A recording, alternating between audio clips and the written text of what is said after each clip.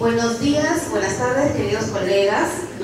De verdad que me siento bastante feliz el día de hoy de poder compartir esta experiencia innovadora de liderazgo pedagógico. Como ya lo dijo la señorita, mi nombre es Karina Minaya Zabaleta, yo soy directora de la institución educativa inicial 1747 Sagrado Corazón de Jesús, que está ubicada en el distrito de Chao, provincia de Virú. Me reconforta mucho haber escuchado a mis colegas de secundaria que me han antecedido, porque esos alumnos que ellos tienen actualmente en las escuelas han sido nuestros alumnos. Y ha dependido mucho de la educación que ellos han recibido en el nivel inicial y en el nivel primaria para que ellos puedan ser esos alumnos que son ahora. Y muchas veces el docente de secundaria se enfrenta con chicos o con niños que no son críticos, que han sido formados en una educación muy vertical, como hemos sido formados nosotros, con un enfoque tradicionalista.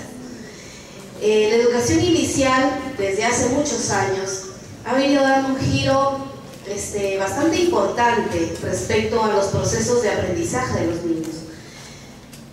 Eso se ha dado hace muchos años, pero lamentablemente, en la actualidad, todavía existen prácticas pedagógicas tradicionales que van haciendo que nuestros niños sean seres de reacción y no de acción. Entonces, frente a eso, esto es una problemática no solamente de la institución educativa, es una problemática a nivel nacional. Siguiente. Mi institución educativa, yo creo que todos hemos escuchado hablar de Chao, ¿no es cierto? Chao es un distrito que está aproximadamente a 1 hora y media de la ciudad de Trujillo, a media hora de la provincia de Virú. Y en esta institución educativa, bueno, es una zona urbana. Nuestro distrito ha crecido vertiginosamente en los últimos años debido a la gran cantidad de gente que va, sobre todo por trabajo. Tenemos a las empresas agroindustriales allá y tenemos a gente de diferentes partes del Perú. Una de las oportunidades que tenemos para trabajar con nuestros niños justamente es esa, la interculturalidad. Aprovechamos también ese medio, ese recurso que tenemos nosotros para poder llevarlo a las aulas y hacer que nuestros niños convivan con niños de otros lugares que provienen del interior del país para poder generar espacios de aprendizaje. Siguiente. ¿Cuál ha sido la situación problemática que hemos encontrado en nuestro nivel? El problema que yo les voy a contar ahora puede ser que sea familiar en muchos contextos a nivel nacional, ¿no? Nosotros encontramos, por ejemplo, padres de familia que exigen que sus niños aprendan a leer y escribir.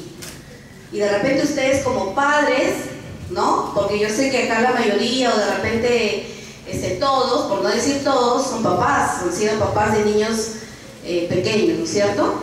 ¿Y qué queremos nosotros de nuestros hijos cuando son pequeños? ¿Qué queremos?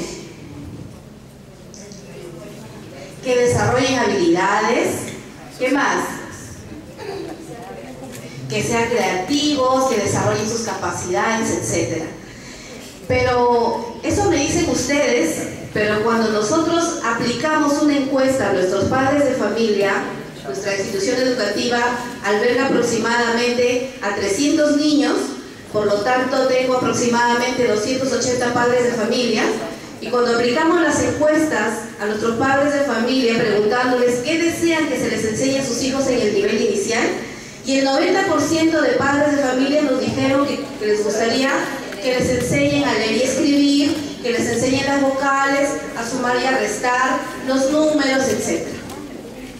Entonces, esa situación a nosotros nos preocupó bastante. Bueno, estas encuestas nosotros las venimos aplicando cada año, porque cada año nuestra institución educativa solamente tiene niños de 3, 4 y 5, entonces normalmente es un proceso cambiante. Tenemos padres de familia nuevos cada año y cada año tenemos siempre las mismas respuestas.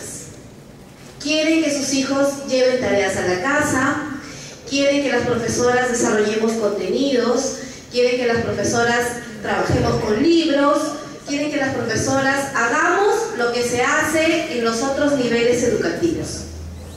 Cosa que eso para nosotros es un problema, porque los enfoques del nivel inicial se están perdiendo. ¿Por qué? Porque hay instituciones educativas que han apostado por primarizar la educación inicial. Otro de los problemas que tuvimos todavía es que las docentes, como tal, hemos estado desarrollando prácticas pedagógicas tradicionales. Justamente, ¿por qué? Por atender a la demanda del padre de familia. Porque el padre de familia me exige eso. Yo como profesora sé que no lo debo hacer, pero para no tener problemas, dicen las maestras, ¿no? Para no tener problemas con el padre, vamos haciendo lo que les gusta. Peor si son un colegio particular. Peor. Pobres niños. A mí me da mucha pena cuando los niños les estamos robando su infancia. Les estamos quemando las etapas. Entonces, ¿cómo van a desarrollar su pensamiento crítico cuando vayan a la primaria y a la secundaria? Por eso es que al profesor de secundaria se le hace difícil hacer que sus niños hagan un organizador gráfico sin que tengan un modelo. Porque los chicos quieren modelos. ¿Por qué? Porque toda la vida han hecho las planas. Nosotros hemos hecho planas. ¿Y qué quieren los docentes cuando yo les hago una encuesta a los profesores? ¿Cuáles son sus necesidades? La programación curricular. Quiero el modelo de la unidad, el modelo de la sesión, quiero el modelo de la programación anual. ¿Por qué? Porque así nos han enseñado a nosotros, pues, a los modelos. Y si yo no estoy acorde al modelo, a la muestra, a la plana, entonces tengo el temor de no hacer bien las cosas, por lo tanto hago así como me dice mi profesor, así como me dice mi directora, así como quiere el especialista. Hace rato lo escuché y es una realidad. Los docentes no trabajamos por el niño, trabajamos para la directora, para el director o para el especialista. Porque el día que venga el especialista me tiene que encontrar con un modelo que ella me dio. O sea, seguimos trabajando como hace muchos años atrás. Como mi mamá trabajaba, como mi mamá era profesora y hacía su programación para que su director la revise. Pero eso ha sido hace muchos años atrás. Pero aún continuamos con esas prácticas. Y todavía no salimos de nuestros esquemas, de nuestros paradigmas, justamente por eso, porque no nos atrevemos a hacer las cosas diferentes. No nos atrevemos a innovar. Y como a mí me enseñaron de manera tradicional, los maestros, por lo tanto, hacen lo mismo con los niños. ¿Y quién se perjudica? Los niños. Por eso es que tenemos niños que no saben pensar, que no saben expresarse de manera espontánea, que tienen temor en hacer o decir las cosas, porque nosotros trabajamos de una manera vertical.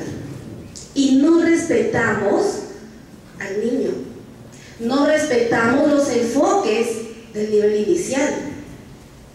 ¿Qué es lo que quiere un niño? Ustedes pregúntenle a un niño. Jugar.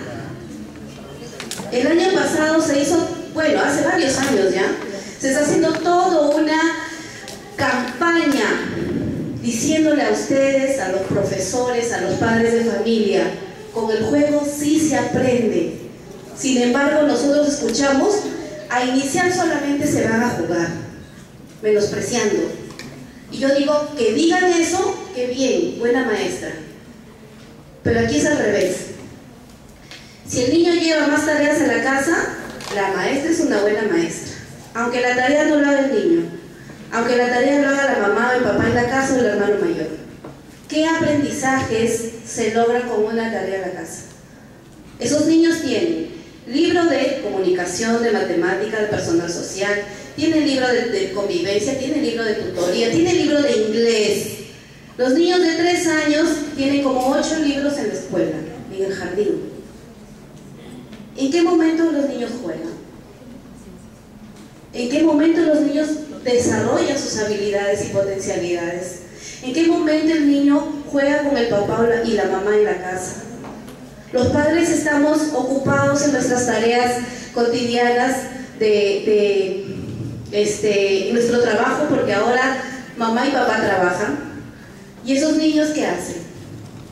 No juegan con nadie, no salen a la calle. Antes nosotros, ¿cómo hemos salido a la calle a jugar? Claro, antes no había tanto peligro como hay ahora. Pero si nosotros empezamos a mirar al niño como centro de la educación, tendríamos que dejarlo jugar, tendríamos que dejarlo opinar. No, tú cállate porque no, aquí están hablando los mayores, ¿no? Así como nosotros nos han formado. Niños tienen que aprender a tomar sus decisiones, a proponer algo. Qué difícil debe ser para el maestro de secundaria lograr que los chicos propongan soluciones a sus problemas. Debe ser muy difícil. Por eso los profesores de secundaria dicen, no les han enseñado nada en primaria. Estos chicos de primaria están mal preparados. Por lo tanto, los maestros de primaria dicen lo mismo de las maestras de inicial, que somos unas haraganas, que nosotros solamente sabemos decorar, solamente sabemos hacer figuritas, solamente sabemos inflar globos y jugar, porque eso es lo que piensan de las maestras de inicial. Porque nosotros somos las maestras, las dalinas, las que animamos la fiesta, las que venimos con los premios, con los globos, y en un colegio de inicial, primaria y secundaria, cuando se trata de un evento así, las que decoran son las de inicial. ¿No es cierto? Porque los de secundaria son los inteligentes, son los que saben, son los que desarrollan actividades científicas. Entonces, ese es el problema que tenemos, que hemos tenido y que lo vamos a tener si no nos atrevemos, otra vez esa palabra, a innovar. Si no nos atrevemos a hacer las cosas diferente del otro. Toda la vida hemos hecho lo mismo. Cuando tú le preguntas a una maestra inicial, ¿qué vas a hacer ahorita? La familia, después te dice el cuerpo, después te dice los trabajadores de la comunidad, los medios de transporte, los medios de comunicación, y esa era una oración que todo el mundo se sabía. ¿Y dónde estaban los proyectos? ¿Y dónde estaba la propuesta de los niños? ¿Y dónde está el interés que tienen los niños para hacer las cosas? Entonces, en la programación se ha dicho, y se ha dicho en todos los niveles, hay que atender a las necesidades e intereses de los niños. Pero si yo los callo, si yo les digo, siéntate, que estás haciendo desorden, y el niño como niño, ¿qué quiere? Jugar, manipular, hablar, desplazarse de un lado a otro. Si un niño, yo no lo saco al patio a hacer psicomotricidad, ¿qué pasa con ese niño? Lo que decían mis colegas, ¿no? Empieza a aburrirse, empieza a cansarse. Mis niños de inicial no te dicen, profesor, estoy aburrida, aunque algunos sí se atreven a decirlo. ¿Saben lo que hacen nuestros niños? Voy al baño, quiero mi lonchera, quiero mi mamá, quiero irme a mi casa. Esas palabras para un docente es, profesora, estoy aburrida, estoy aburrido, quiero irme porque no me interesa lo que estás hablando. Porque al niño de inicial no le importa lo que yo voy a hablar o el discurso que voy a decir. ¿Qué quiere el niño de inicial? Manipular, jugar, hacer, actuar. Eso es lo que quieren nuestros niños de inicial. Por eso nosotros, ante esa problemática, dijimos, no, nosotros vamos a trabajar, sí, en función a nuestros niños y a veces, y muchas veces, en contra de sus padres. Y nos hemos chocado con situaciones, a veces hasta de conflicto, que hemos tenido que saber manejar para que el papá entienda que nosotros, el enfoque que se promueve en el nivel inicial es solamente por el estudiante. Profesora, pero en el colegio de allá los niños ya están en la S de sapo, ya hicieron la M de mamá, ya están en la L de no sé qué. Y empiezan las comparaciones. Aún así, nuestro jardín apostó por ser un jardín que respete los principios del nivel, que trabaje con los enfoques del nivel inicial, que respete al niño en su esencia como niño y respete esos procesos de aprendizaje que tiene que ir desarrollando desde que nace. Entonces, si yo hago eso, ustedes, que creo que aquí la mayoría son de otros niveles y que pueden decir, ese tema no me interesa porque es de inicial, pero les debería interesar porque así ustedes podrían saber cómo nuestros niños van desarrollando sus habilidades para que ustedes cojan eso que ellos llevan y lo puedan potenciar. Es muy difícil lograr que un niño, si no ha gateado, un niño camina, pero ese niño no ha desarrollado, si no ha desarrollado ese gateo, ha descuidado habilidades de lectoescritura, de matemática, de desplazamiento, de coordinación, etc. Las mamás dicen muy orgullosas, no, mi hijo no ha gateado, de frente ha caminado. ¿Y la mamá qué hace? La mamá no tendría que hacer eso. La mamá está así, que le duele la espalda, que le duele las piernas, que le duele todo, porque está forzando al niño a caminar sin haber pasado por el proceso del gateo. Si nosotros dejamos que los niños desarrollen ese proceso, no tendríamos el trabajo de estar haciéndolos caminar, malográndonos la columna. El niño solo lo tendría que hacer, así como solo va a tener que dejar el pañal, así como solo va a tener que hacer muchas cosas. Porque nuestros niños deben ser niños autónomos. Y cuando yo les hago todo, porque lo quiero mucho, en lugar de hacerle un bien, le estoy haciendo un daño, ¿no? Entonces, esas cosas, ese problema, nosotros lo hemos visto, no solamente en mi colegio, sino en todos los ámbitos. Pero nosotros apostamos por hacer que mis maestras se empoderen del enfoque. De ese enfoque por competencias del que todos hablamos ahora en el currículo. Inicial, primaria y secundaria habla de un enfoque por competencias. Pero nuestros niños estarán siendo niños competentes. Les estamos dejando tomar decisiones, les estamos pasando el balón a ellos para que puedan jugar ellos su partido, o estamos nosotros en medio diciéndoles, no, tú vas a hacer tal cosa, tú esto, tú esto, tú esto. Tú no acá, tú no allá. No los dejamos, porque creemos nosotros, seguimos teniendo el paradigma de que el maestro lo debe saber todo y yo soy la que tengo que decir acá cómo se hacen las cosas. Entonces, el enfoque por el que nosotros optamos fue un enfoque por competencias, tanto para el personal docente como para los niños. ¿Qué quisimos? Los papás vienen así porque los niños no se alimentan bien, porque vienen de familias disfuncionales, porque mira, este no tiene mamá, este no tiene papá, y empezamos a echarle la culpa a todo el mundo. Hasta el ministerio le echamos la culpa porque no nos da el material educativo a tiempo. Sin embargo, no hemos asumido nosotros nuestra verdadera responsabilidad, que es la formación de nuestros niños.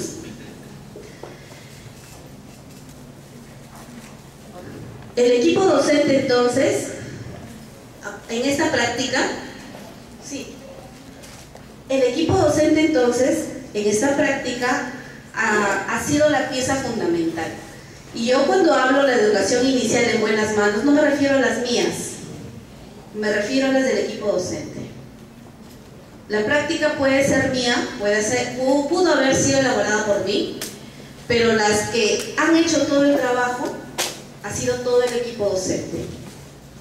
Entonces, un director no puede estar solo, no puede hacer las cosas solo. Un director o ese líder pedagógico, pues tiene que ser pedagógico, tiene que ver las cosas de manera pedagógica. Porque si yo voy a mirar, porque tú llegaste tarde, y porque te fuiste temprano, y porque no me firmaste la sesión, y porque ese día no me trajiste la sesión, o sea, no soy un líder pedagógico. El líder pedagógico tiene que ir mirando los procesos, acompañar al docente. En esas jornadas pedagógicas que nosotros hacemos, vamos fortaleciendo las capacidades de la docente. Porque como ya lo dijimos, el conocimiento puede estar ahí. Yo no tengo la verdad absoluta de las cosas. Dicho sea de paso, mi fortaleza, yo creo que cada uno de nosotros tiene una fortaleza. Yo tengo muchos errores, tengo muchas debilidades, pero también sé reconocer mi fortaleza. Y mi fortaleza es la parte pedagógica. Entonces, eso yo lo transmito a mis maestros. Lo poco que yo sé, les voy diciendo a ellas, miren, yo sé esto, la experiencia, los estudios, etc. Pero esa experiencia de conocer a tus niños no la tiene nadie. Ese conocimiento, ese contacto que tú tienes con ellos va a ser la herramienta más poderosa que vas a tener para lograr aprendizajes. Pero si yo tengo un grupo de niños y me dedico a conversar con mi colega, a estar en el celular o a atender a otras cosas mientras ellos juegan, porque creemos que el juego es, bueno, pues que jueguen y yo hago otra cosa, o yo preparo mi material, etc., me estoy perdiendo una oportunidad de ver en acción a los niños. Me lo estoy perdiendo. Sin embargo, mis maestras, ¿qué es lo que hacen? Desde la hora que entran los niños al jardín, se olvidan del celular, no porque yo les diga guárdenlo o apáguenlo, no. Yo en ningún momento les he dicho eso. Pero yo lo sé porque yo lo he comprobado. Un día que yo no estuve en el jardín, las llamaba todas por una emergencia y nadie me contestaba. Yo me alegré, me dio cólera al principio porque necesitaba que alguien me conteste. Pero después me alegré porque dije, no están pendientes del celular. Porque desde que los niños entran, tienen que ir a espacios de aprendizaje donde ellas van registrando en sus fichas de evidencias, van registrando esas acciones que van desarrollando los niños. Entonces, para nosotros, estas estrategias, una de ellas es la jornada, otros los grupos de interaprendizaje, los cuales también han sido para nosotros, para mí, son prioritarios. Me decían en la UGEL, no puedes hacer jornadas porque la prioridad son las horas efectivas. Es verdad, la prioridad son las horas efectivas. Pero yo me podía pensar, ¿qué hago yo con las horas efectivas?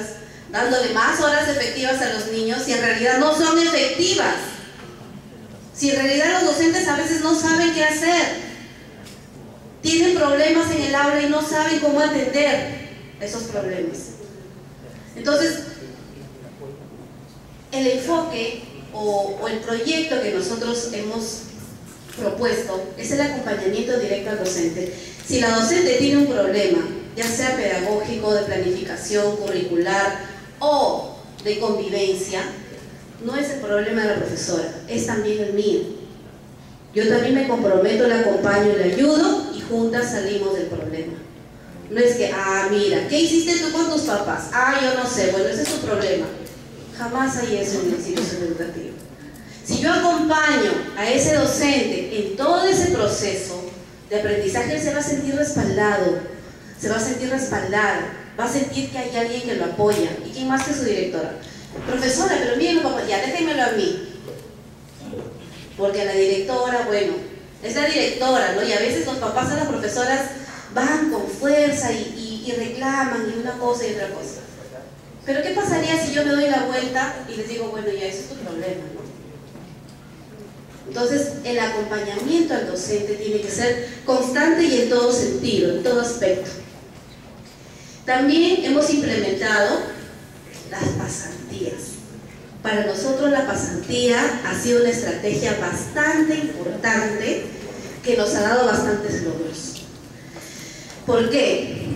Normalmente a nosotros no nos gusta que nos miren, ¿no es cierto? No es que no nos guste, sino que nos pone un poco nerviosas, que venga la supervisión. Bueno, ya no hablamos de supervisión, pero no hablamos de monitoreo y acompañamiento, pero seguimos supervisando, ¿no?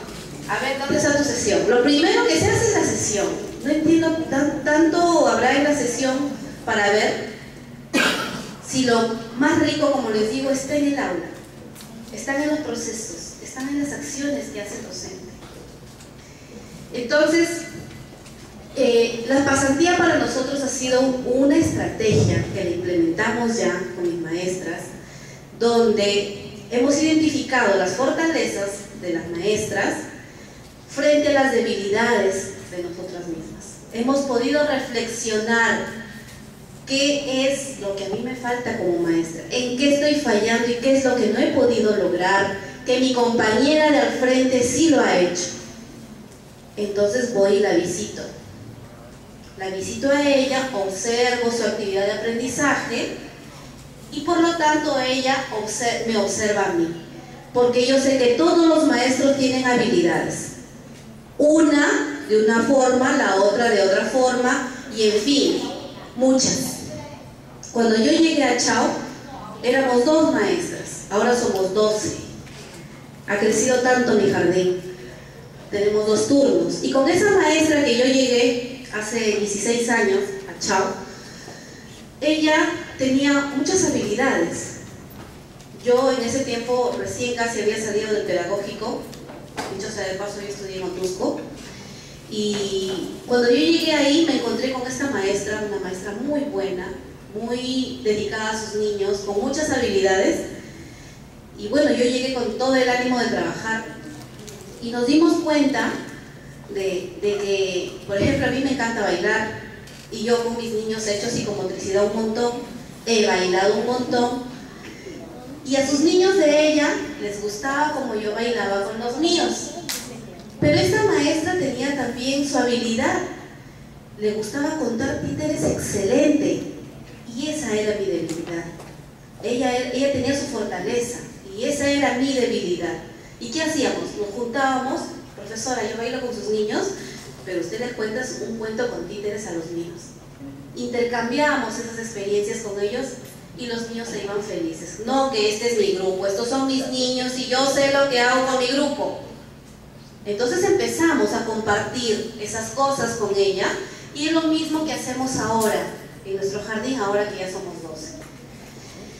Esas experiencias, esa pasantía nos sirvió a nosotros para, primero, dar la apertura a mi maestro, a mi colega, no para criticar negativamente, para criticar sí, porque es bueno la crítica, pero para criticar positivamente, y no para decirle, ay, qué bonito que hiciste tu clase, todo bien, tampoco, porque si yo quiero que alguien me visite, también quiero que me sugiera algunas cosas, pero que esa visión sea una visión pedagógica. Yo conozco a muchas maestras, aparte de mi grupo de maestras, que me dicen, profesora Karina, pero eso nosotros no podemos hacer, porque viene el especialista y si no está como dice ella, entonces yo le digo, ¿y qué nos puede hacer el especialista si no nos encuentra? Bueno, con lo que ella quiere, ¿qué nos puede hacer? En el último de los casos, que tanto miedo le tengamos al especialista, que llegue y no nos encuentre con lo que está programado. ¿Qué pasa si un día mi maestra, que es real, que es verdad lo que les voy a contar, llega un día a su aula y encuentra un montón de grillos por todo sitio? Y ella me cuenta, ¿no? Porque en ese tiempo yo era especialista en la UGEL. Me dice, Karina, mira, encontré un montón de grillos en mi aula y mis niños han estado locos por los grillos. Han estado cogiéndoles, otros lo querían matar, empezaron a preguntarme, y yo no he podido hacer mi clase. He tenido que hablar de los grillos. ¿Es válido o no? Me dice, pero si el especialista me hubiera venido a ver, tú sigue con los grillos, llévalo al especialista a ver de dónde vinieron los grillos.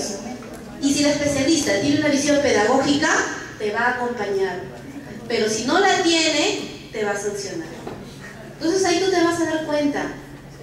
Y nosotros no podemos trabajar para el especialista, para la directora. Tenemos que trabajar por los niños. Ellos descubrieron por qué los grillos estaban en el aula. Descubrieron que cerca de ahí había una quema de caña. El aula se había quedado olvidada con las ventanas abiertas. Y como el humo de la quema de la caña había espantado a los grillos, se han refugiado en un lugar seguro, y ese lugar seguro ha sido el aula.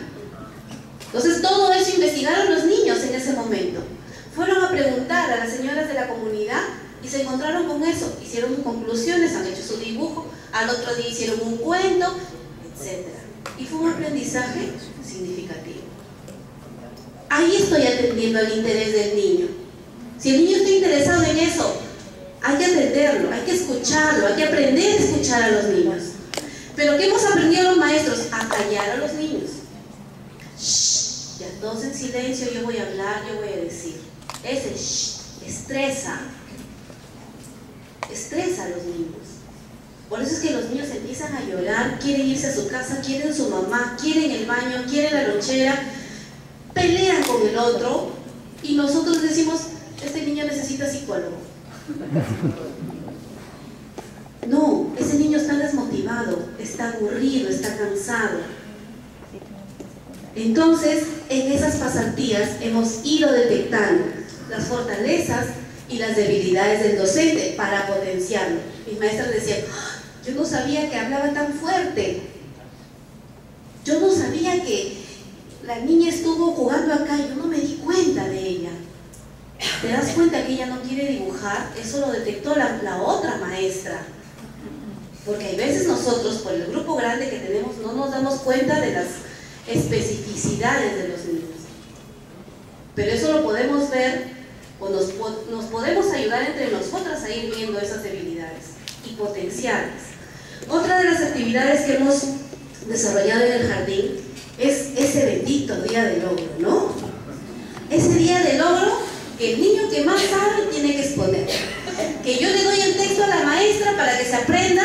El niño de inicial, el niño de inicial tiene una habilidad tremenda, tiene una memoria excelente. Tú le das un texto, se lo aprende. Hoy, mañana, pasado. Pasa una semana, ¿lo sabe? Mi hijo de 3 años se aprendió las maravillas del Perú, las del mundo, las banderas, los presidentes en su jardín inicial. Yo no lo sabía. Él se lo sabía. Pasó una semana, no se sabía nada. Yo le preguntaba, ¿quién es este personaje? Era Cristóbal Colón, y él me decía, creo que eres tú, me decía. Entonces, trabajamos para el momento, trabajamos a corto plazo, y eso les gusta a los papás. Les gusta que el niño aprenda, repita o rece una oración todos los días y están felices. Pero si el niño juega en un charco con agua, se ensucia, lo castigan al niño. Cuando el niño llega con las manos sucias porque hizo algo, porque trabajó, porque construyó, lo castigan al niño. Yo tenía un niño en mi jardín que si llegaba sucio, le pegaban. Entonces el niño le decía a su profesora, no digas papá como botado. Al otro día llegaba con las piernas así, marcadas. ¿Qué te pasó? Papá pegado. ¿Por qué? No sé. O sea, los niños ni saben por qué les pegan. El niño está que juega, está que jala los pelos, que muerde, que lo otro. Lo mandamos al psicólogo, pero antes el papá le dio una reverenda maja. No es culpa del niño, maestros. Somos nosotros los que estamos fallando ahí. Si nosotros implementáramos estrategias activas, innovadoras, altamente motivadoras, los niños estarían 100% concentrados en lo que están haciendo. Si le damos el material y no lo guardamos, ahora te voy a comprar un carro, una muñeca que habla, que baila, que canta. Pero la muñeca no la pueden meter al agua y a los niños les encanta meter las muñecas al agua. A las niñas les encanta cambiarles de ropa, vestirlas, peinarlas. Sin embargo, esas muñecas, como cuestan tan caro, no pueden hacer nada, solamente las miran. Los niños les compran los carros, los aviones con pilas. Pero si es un avión, quieren hacerlo volar y lo tiran. Se va a romper. Por lo tanto, tú no puedes utilizar este avión porque te costó muy caro. Porque me costó muy caro. Entonces, ¿qué sentido tiene? El niño tiene que manipular. En esa manipulación va a romper. En esa manipulación va a construir. Va a destruir. Entonces, él necesita estar en contacto con el objeto de estudio, como dice el maestro. Hay que llevarlo al niño al objeto en secundaria, imagínense. Cuando ya pensamos que los chicos tienen el pensamiento abstracto, con mucha más razón en inicial. A los niños no podemos esconderles los juguetes. Debemos enseñarles a usar los juguetes, a conservar, a que después que se juega se tiene que guardar. Ese es el enfoque que nosotros le damos a nuestros niños del nivel. Este día del logro para nosotros no es una feria, no es una exposición. Nosotros le abrimos las puertas a los padres de familia y ese día la maestra trabaja una actividad de aprendizaje normal. O sea, ese día no lo preparamos al niño para que muestre a su papá lo que aprendió, no. Ese día nosotros le abrimos las puertas a los papás y la maestra trabaja con todos los niños en su conjunto y desarrolla sus procesos de aprendizaje. En ese día del logro, por ejemplo, estamos mostrando nuestros talleres. porque ese es otro de los objetivos, otra de las estrategias que hemos implementado, los talleres educativos que se llaman ITABI. Entonces, aquí, por ejemplo, la maestra está indicando, está promoviendo para que los niños construyan su juguete. Pero la maestra no les dice cómo. Hay niños que sí te dicen, ¿cómo, profesora? ¿Por qué? Porque ellos están acostumbrados a que todo les digan cómo se hace. Porque la mamá, porque el papá, porque la maestra anterior, etc. Pero nosotros no les decimos cómo. Esa es la otra característica que tiene nuestro proyecto. La libertad que tienen los niños para hacer las cosas utilizando su creatividad. Solucionen su problema utilizando esa creatividad. Vamos a elaborar un juguete, les decimos. ¿Quieren? Sí. ¿Qué juguete? El que tú quieras, como tú quieras. Yo solamente les debo brindar las herramientas y los materiales. Porque si no tienen materiales los niños, te tiran todo. Darles todo a la mano. A las maestras de inicial no nos gustaba ponerle las témperas, por ejemplo, a los niños, porque decíamos, uy, si abren una témpera, esto es un desastre. Pero si uno va enseñando cómo usar los materiales, los niños llegan a autorregular esas emociones, esas conductas, y por lo tanto se convierte en un hábito y en un espacio donde ellos pueden interactuar sin que el adulto les esté diciendo no, no, no, bájate porque te vas a caer. Esa palabra la hemos escuchado siempre. A nosotros nos lo han dicho. Bájate porque te vas a caer. No vayas porque te va a pasar esto. No hagas porque te... Entonces el niño está así. Nuestros niños no desarrollan unidades de aprendizaje, salvo que sea una necesidad. Pero nuestros niños 100% desarrollan proyectos. Utilizamos los recursos de la comunidad. Las maestras en su conjunto, y esa es otra fortaleza que tenemos. Nuestras maestras realizan un buen trabajo en equipo. Ellas se han contagiado con la propuesta, ellas apuntan a la meta, apuntan a los objetivos del nivel, todo por los niños, no por mí, porque yo mañana me voy y esto tiene que quedar. Lo hacen por los niños, incluso por encima de sus padres. Estos talleres, por ejemplo, implican que los papás recolecten, por ejemplo, material reciclable. Los papás, ay, profesora, otra vez. Y hay niños que sí, pues no, cumplen porque su papá les ayuda, pero hay niños que no. Pero no podemos quedarnos por eso. Nosotros no nos podemos quedar. Nuestros niños desarrollan proyectos de aprendizaje donde ellos son los protagonistas. Ellos nos dicen qué y cómo hacer, qué y cómo solucionar el problema. Otra de las actividades que hemos propuesto a nivel de proyecto es la ejecución del Festival del Cuento Motor.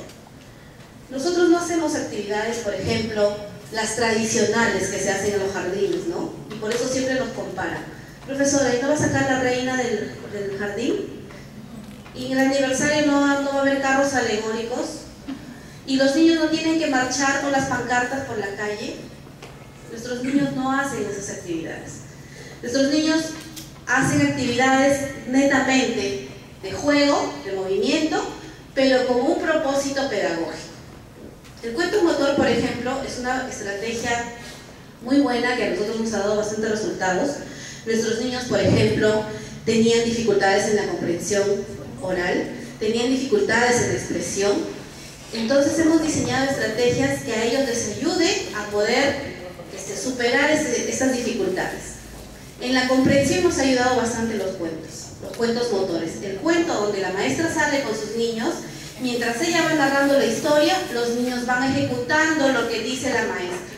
Si tú le dices que este es un camino que tiene muchas espinas y que nadie tiene que ir por ahí, ellos lo hacen. Aunque tú digas, ay, por aquí no hay nada, pues no, yo me paso. Pero los niños, por el tipo de pensamiento animista que tienen, ellos creen que esto, en realidad, aquí es un camino de espinas. Que si yo les digo que esta silla tiene vida, ellos se lo creen por su tipo de pensamiento que tienen. Entonces yo me aprovecho de eso para poder trabajar estrategias de comprensión de textos orales. Y esa estrategia ha sido muy positiva para nosotros porque ha generado no solamente la comprensión en ellos, sino a desarrollar su expresión oral, porque después que se hace la actividad, se hace una asamblea y los niños van narrando cómo fue la historia, qué entendieron de la historia, y tienen un pensamiento crítico frente a la historia. No solamente se trata, porque son chiquitos solamente entienden lo que yo les digo, no. Ellos también entienden los 3 niveles de comprensión, que es el literal, el diferencial y el crítico. También lo comprenden así.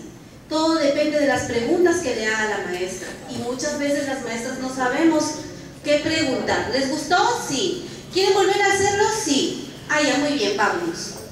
Entonces, queda en el aire la actividad.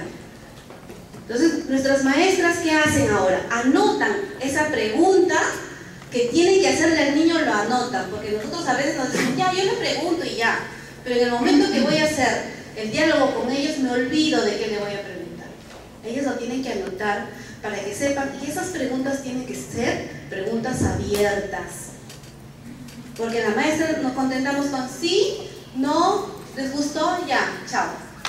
Entonces, no hay riqueza en la expresión oral. ¿Que demoramos? Sí. ¿Que se produce el desorden? Sí. ¿Y qué nos gusta? Que estén sentaditos, que estén escribiendo, que estén dibujando, que estén transcribiendo. ¿Ustedes saben qué proceso cognitivo se desarrolla si yo transcribo? Muy pocos. Pero ¿qué proceso se desarrollará si yo escribo y que esa escritura salga de aquí? Ustedes dirán, pero el niño de inicial no lee y escribe. Sí, los niños de inicial sí leen y escriben, bajo el concepto de que leer es comprender y el escribir es producir. Y nuestros niños sí escriben porque respetamos su nivel de escritura. Y nosotros también tenemos al enfoque de Emilio Ferreiro y sus niveles de escritura. Yo tengo un estadístico de en qué niveles están cada uno de mis niños de mi jardín, en qué nivel de escritura están cada uno de ellos, porque sus maestras han analizado las evidencias que ellos muestran. ¿Para qué? ¿Para qué tengo que saber? Para que cuando el niño llegue a 5 años, yo le diga en su libreta o en su informe de progreso, le diga a la maestra de primer grado, este niño llegó al nivel presilábico de la escritura, o este niño está en el nivel silábico de la escritura, continúa tú. Pero no sucede eso. Ahí hay puentes. ¿El otro? Ya les hablé de los talleres. Aquí en los talleres, por ejemplo, cada maestra hace un taller diferente. Y esos talleres lo hemos hecho en base a las encuestas que les hemos aplicado a los niños. ¿Alguna vez ustedes, bueno, nosotros somos de inicial y es un poco más difícil, pero ustedes los de primaria y secundaria creo que sería mucho más fácil aplicarles una encuesta a los niños cuando entran al colegio? ¿No les gustaría saber qué opinión tienen de la escuela? ¿Cómo les gustaría que les enseñen? Incluso qué maestro quieren que les enseñe, cómo les gustaría que sea su colegio, cómo les gustaría que sea su aula, qué les gustaría tener en el aula. Ellos nos van a dar ideas, pero pero ese es el niño, pues. Ese es su interés y su necesidad. Nosotros sí les preguntamos a nuestros niños de 3, 4 y 5, les aplicamos una encuesta. Es difícil, pero lo hacemos, nos toma tiempo. Mis maestras se cansan, se aburren, pero están ahí. Y nosotros vamos registrando en un instrumento aquello que los niños nos dicen. Ahí lo conocemos. ¿Qué quieren jugar? ¿Con qué quieren jugar? Yo quiero una computadora, yo quiero jugar con témperas, yo quiero jugar con esto. Entonces, en base a eso, nosotros diseñamos los talleres. Tenemos talleres de comidita, porque ellos le ponen el nombre. La comidita, la juguetería, de dibujo y pintura, de computación, ¿qué más? Científicos, porque les gusta explorar, y no me acuerdo la otra. Pero cada docente asume un taller. Y a los niños les preguntamos, ¿a dónde quieres ir? Pero la maestra primero dice, hace una difusión de su taller. Si mi taller es de comidita, yo voy y los enamoro a los niños y les digo, miren, en mi taller vamos a hacer esto, vamos a preparar esta comida y vamos a hacer lo otro. La otra maestra tiene que ser igual para captar la atención de los niños y esa difusión se hace a todos los niños, no solamente con los míos, sino con todos los del jardín, y de 3, 4 y 5. Una vez que el niño escucha todas las propuestas de sus maestras, dice, ah, yo me voy al este, yo me voy a este taller, yo me voy aquí, me voy allá. Ellos deciden. Es algo espectacular ver cuando los niños van y dicen, yo quiero aquí, yo quiero acá. ¿Y por qué? Y ellos te argumentan por qué. Pero cuando salen afuera, la dificultad. ¿Qué talleres has elegido? Le dice la mamá al niño. Comidita. ¿Pero por qué si tú eres hombre? La comida es para las mujeres. Y viene el otro día la mamá. Profesora, cambie de taller porque mi esposo está muy enojado. Él dice que mi hijo no debe estar en el taller de la comida. Y yo le digo, si el niño me pide que le cambie de taller, lo hago. Pero si me lo pide usted, y las mamás ya saben, ay, ya señorita, ya, ay, pero su papá está molesto porque dice que él es hombre y que no sé qué, que no sé cuándo. Con eso también se lucha en la escuela, con el machismo. ¿Dónde está el enfoque de la igualdad de género? Ahí se debe trabajar el enfoque de igualdad. Que la reina, ¿qué? Pero todas son reinas acá, todas son bonitas, todas somos iguales. Entonces ahí se debe trabajar el enfoque, ahí se debe trabajar los derechos, no en una unidad de aprendizaje. Nosotros hemos desterrado la unidad de los derechos. Derecho 1, al nombre. Derecho 2, al nombre. Y yo le digo, amiga, ven, amiguita, tú, la de rojo, ven. ¿Qué? Ella no tiene un nombre. Y después en la unidad de los derechos estoy hablando de los derechos del niño. A que todos tengan un nombre. Tú, la gordita, ven, ven, ven. A mí que no me gusta que me digan gorda. No estoy respetando a los niños. Ay, no, pero es que yo le digo con cariño. Ese niño tiene un nombre. Decía el profesor, ¿qué más? Que te diga tu nombre. Ah, me conoce. ¿Saben qué hago yo? Todos los días que puedo, porque a veces las interrupciones son muchas, pero todos los días que puedo yo estoy en la puerta del jardín. Y los papás que no me conocen creen que yo soy la auxiliar. Auxiliar, ¿puede llamar a la profesora, por favor? Auxiliar, ¿estará la directora? Auxiliar. Y así me dicen auxiliar, y yo no los desmiento hasta que ellos no se dan cuenta. Pero ¿para qué me pongo en la puerta? Para saber cómo se llaman todos los niños, porque yo no estoy en el aula. Las profesoras sí se saben el nombre de todos sus niños, pero yo no. Y mi reto fue, tengo que aprenderme el nombre, si no de todos, de la mayoría. Y estoy ahí escuchando el auxiliar. Hola Juan, buenos días Pedro, buenos días Rosita, buenos días María. Entonces yo estoy escuchando y hago lo mismo. Entonces los niños, que yo no soy su profesora, me ven y me dicen hola Karina, hola Rosita, hola Juan, hola Karina, y así me tratan. Entonces soy una más, no soy la directora. Ahí nadie me dice directora, pues sus papás dicen, ella es la directora, no le digas Karina. No, pero ella quiere que le digan Karina, dicen los niños. Entonces ellas me ven así, y ese es el ambiente de convivencia que se vive en el jardín. Porque para que haya un aprendizaje, tiene que haber una buena convivencia. Y eso debe empezar desde los docentes. Por eso les decía yo, hace rato, cuando yo hablo de la educación inicial en buenas manos, no estoy hablando de las mías, estoy hablando de ellas, de mis maestras, porque ellas son las que ejecutan mis ideas, ellas son las que le dan forma, ellas son las que le ponen, lo aterrizan en el aula, son ellas. Y muchas veces hemos hecho las cosas distintas a lo que pide el objeto y distintas a lo que dice el ministerio.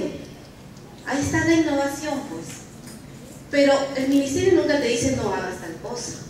Al contrario, se está promoviendo la innovación desde el ministerio. La cosa es no tener miedo. Atreverse, esa idea loca que tienes, lánzala. Se va a dar forma y finalmente vas a tener un buen objetivo. A los niños les gusta lo nuevo. No les gusta que todos los días le cantes la misma canción.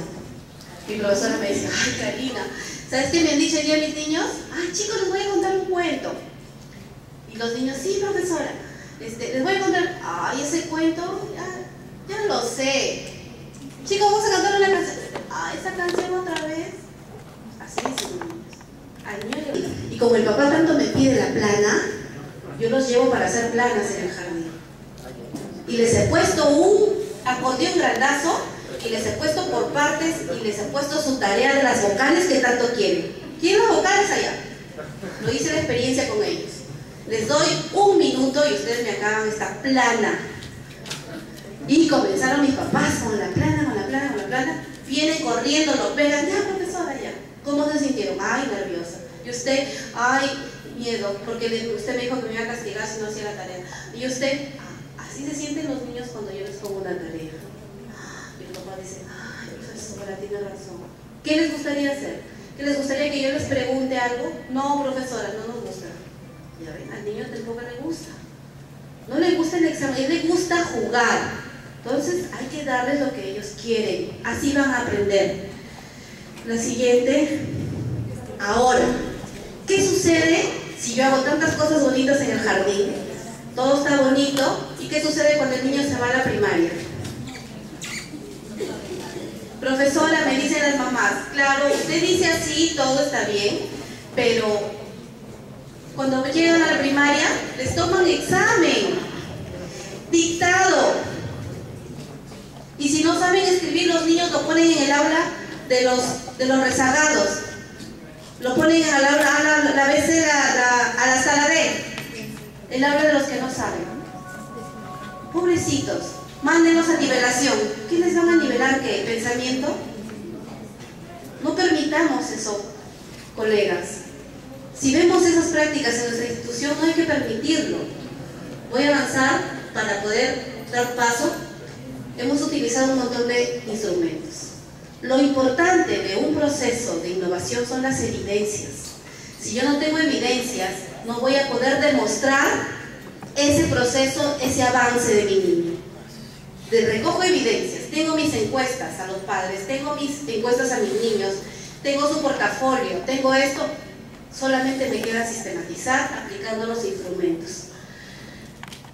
Los recursos, todos los que hay en la institución, creo que ahora no hay ninguna institución donde no haya al menos una computadora, una fotocopiadora, porque ya tenemos, todos los del ministerio, lo tenemos a la mano los recursos, colegas. Pero mis maestros de inicial todavía tienen miedo. Mis colegas de acá de Trujillo todavía tienen miedo porque dicen, aquí todo el mundo te pide tareas, todo el mundo pide un montón de cosas. Mis aliados, bueno, mis padres de familia, sigan la otra por favor para avanzar, para dar paso a mi amiga Licky. Y los logros finalmente, los que hemos obtenido, es, ahora mis docentes ya plantean proyectos. Ya se olvidaron de la unidad de la familia, de los medios de transporte, de los medios de comunicación. Eso ya lo hacemos. Ahora se plantean proyectos dentro del aula. Ahora los docentes ejecutan los talleres con los niños de toda la institución. Las docentes abren sus puertas al docente que viene, a la pasantía. Le abren la puerta a su colega de la otra, del turno de la tarde, del turno de la mañana, etc. Hay un acompañamiento permanente al docente. Los padres de familia ya no nos exigen, ya no nos piden tanta cosa. Ay, sí, profesor, en este jardín, bueno, ¿dónde lo ponemos al niño? ¿El jardín que pone tareas o el que no pone tareas? Así nos comparan. Sin embargo, tenemos bastante acogida en la comunidad. Las dificultades que hemos encontrado, descoordinación entre docentes por los turnos que tenemos. La de la mañana tiene que quedarse, hasta la tarde, o la de la tarde tiene que venir en la mañana para todas poder coordinar. Es una dificultad. La falta de tiempo para nuestras jornadas y talleres que son importantes. Es cierto, las horas efectivas son importantes, pero también se debe dar un espacio para los docentes. Y yo quiero que mi docente ese día no vengan los niños para que se centren en lo que yo le voy a decir. No, las capacitaciones son de 2 a 6 porque en la mañana las horas efectivas. Yo muchas veces les he sacado la vuelta también a la norma. Y también he hecho mis jornadas dentro del horario. No lo hagan ustedes, porque está mal, pero yo sí lo he hecho y he asumido mi responsabilidad. Las instituciones privadas es otra dificultad. Ay, me están haciendo correr. ¿Por qué se debe replicar mi proyecto? Esa es la pregunta que me hicieron. Porque yo creo que esto va a descargar la idea de que el director es netamente un gestor. Debe ser un gestor, pero de aprendizajes. Y los directores deben tener la fortaleza pedagógica. Deben mirar al niño como centro de atención de todo acto educativo, de toda acción educativa. Si nosotros los directores empezamos a mirar a los niños como centro, empezaremos a tomar decisiones respecto a ellos, no respecto a nosotros ni a las maestras, respecto a ellos. Y por ellos se mejora, por ellos se invierte, por ellos se gasta. Entonces, si empezamos a mirar al niño como centro, vamos a lograr muchas cosas. Gracias. Gracias.